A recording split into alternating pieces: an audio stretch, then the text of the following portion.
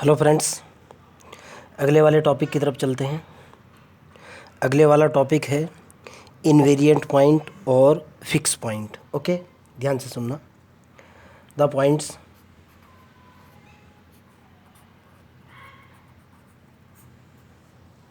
Which coincide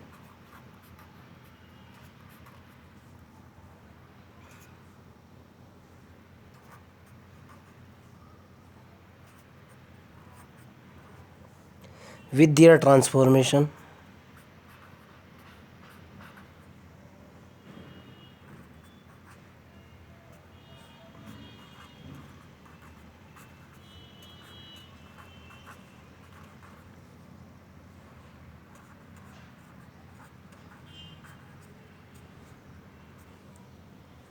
are called, पहले लिख दूँ उसके बाद समझा दूंगा, आर कॉल्ड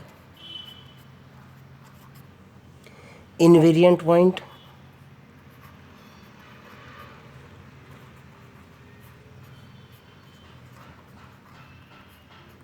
और फिक्स पॉइंट।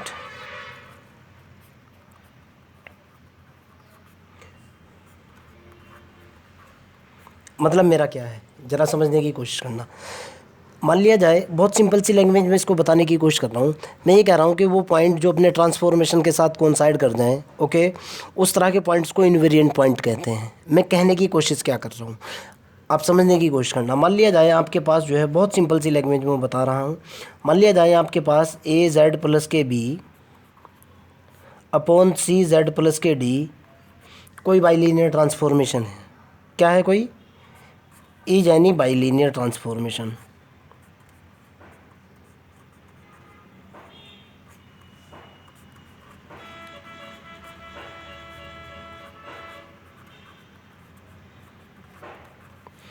अगर इस बाइलीनियर ट्रांसफॉर्मेशन के अंदर W बराबर में Z पुट कर दूं तो ये निकल कर के आएगा Z बराबर ए z plus k B upon सी जेड प्लस के डी।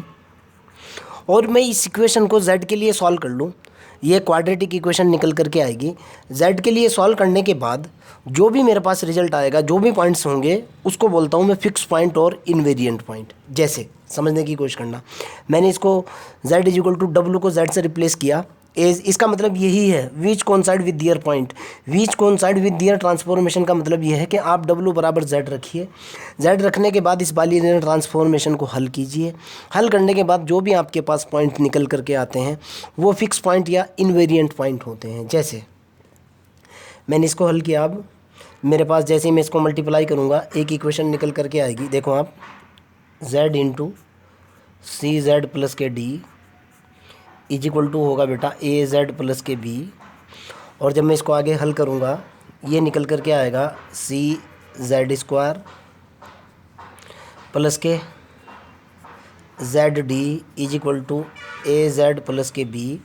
और जब मैं इसको एक तरफ लेकर के जाऊँगा ये निकलेगा c z square plus k z d minus k a z minus k b is equal to zero.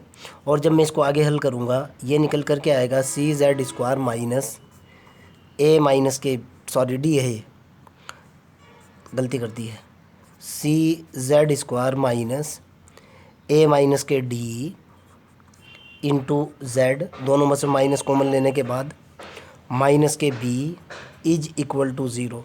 यह इक्वेशन जेड के अंदर एक क्वाड्रेटिक इक्वेशन है।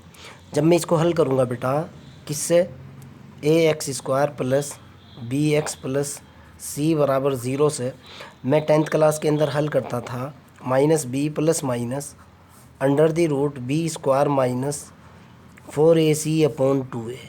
मैं इससे हल करता था, z की दो वैल्यू निकल कर के आती थी। जब मैं इसको हल करूँगा बेटा ये निकल कर के आएगा z बराबर माइनस बी, बोले तो a minus k d plus minus under the root b square minus b, देखो आप बी स्क्वायर बोले तो ए माइनस डी का complete square minus 4ac, minus minus ये प्लस हो जाएगा 4b into c upon 2 into a, यानी 2 into सी। अगर इस क्वांटिटी को मैं, ध्यान से सुनना, सपोज कर रहा हूँ आप आसानी करने के लिए, सपोज दैट इस सारी क्वांटिटी को मैं a माइनस डी का कंप्लीट स्क्वायर प्लस के 4bc बराबर कैपिटल M मान लूँ। अगर M मान लूँ तो मेरे पास जो निकल कर के आएगी सिचुएशन वो ये निकल कर के आएगी बेटा, z इज इक्वल टू जो हो जाएगा अब z बराबर जो निकल कर के आएगा वो होगा a minus k d plus minus under the root m upon 2c। यहाँ से z की दो वैल्यू निकल कर के आएंगी जो कि क्रिटिकल पॉइंट होंगे। क्लियर? यहाँ से z की दो वैल्यू निकल कर के आएंगी जो कि फिक्स पॉइंट होंगे या क्रिटिकल पॉइंट होंगे। ओके, अब मैं आगे थ्योरी बता रहा हूँ, सो दैट समझने की कोशिश करना बेटा।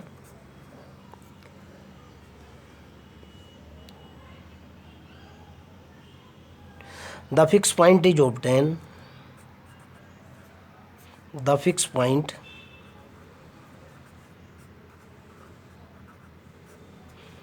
points can be calculated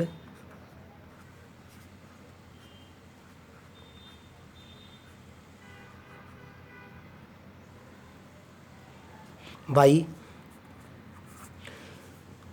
putting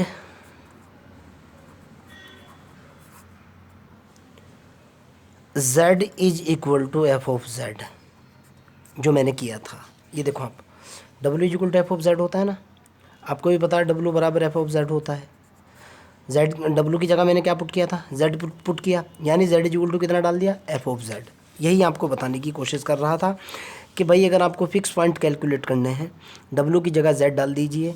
यही यहाँ कह भी रहा हूँ कि w is equal to z डालने से जो भी पॉइंट निकल करके आते हैं उसको इन्वेरिएंट पॉइंट कहता हूँ। और the point which coincide with their transformation, okay, the point which coincide with their transformation का मतलब ये निकलता है आपको दिए गए ट्रांसफॉर्मेशन के अंदर w बराबर z पुट करना है। क्लियर है ना? No problem. आगे की तरफ चलते हैं। यहाँ से 3 केस निकल करके आते हैं बेटा, अब समझने की कोशिश करना आप।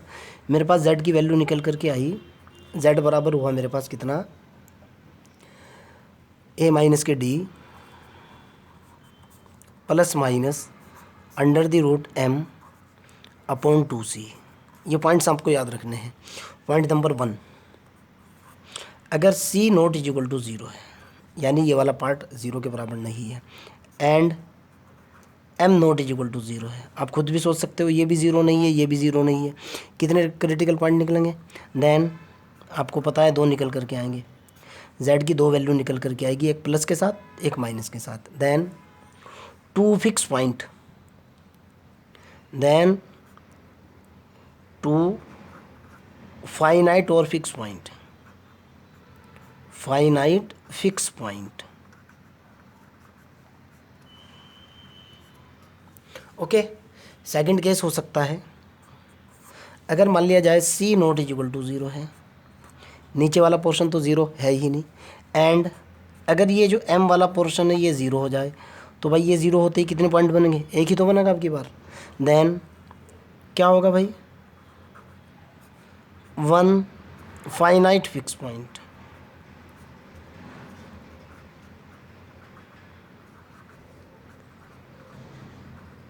तीसरा केस निकल सकता है बेटा, थर्ड केस हो सकता है अगर c इज इक्वल टू 0 हो and a minus k d is equal to 0।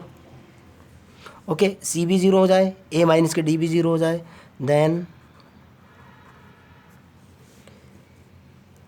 इस केस में क्या होगा बेटा, infinite is a fix point, infinite is fixed point.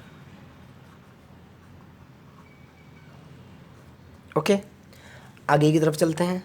अगर मान लिया चौथा केस हो जाए आपके पास, c इज इक्वल टू 0 हो जाए and a minus k d not is equal to 0 हो जाए।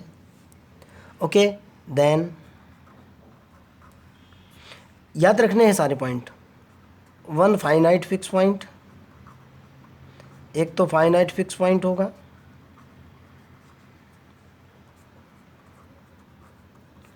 एंड दूसरे वाला जो होगा वहाँ हमारे पास अदर पॉइंट इज इनफाइनाइट।